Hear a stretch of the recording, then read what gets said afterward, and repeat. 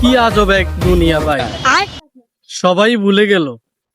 রমজান এলো গেল, আবার ডাক দিল না আমাকে। আচ্ছা 15 রোজা পার হতেই দাওয়াত আসার কথা।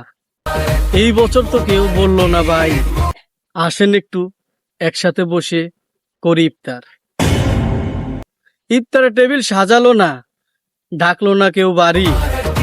মনে হচ্ছে মানুষের মনে আমি আছি শুধু নামেই বাড়ি। 30টা রোজা শেষ হয়ে গেল, নেই কোনো নিমন্ত্রণ।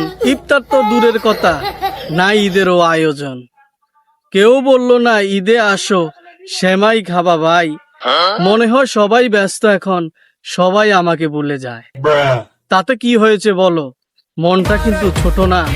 আমি সবার আপন মানুষ, কেউ আমার মতো না।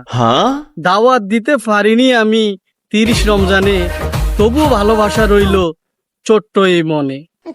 বাড়িতে আসো আর না আসো, মন থেকে বলি ঈদ মোবারক। ভালো থাকো ভাইয়া ও আপুরা, অগ্রিম ঈদের দাওয়াত রইল। পরের বছর রমজান ঈদে আইসো আমার বাড়ি। সবাইকে জানাই ঈদ মোবারক।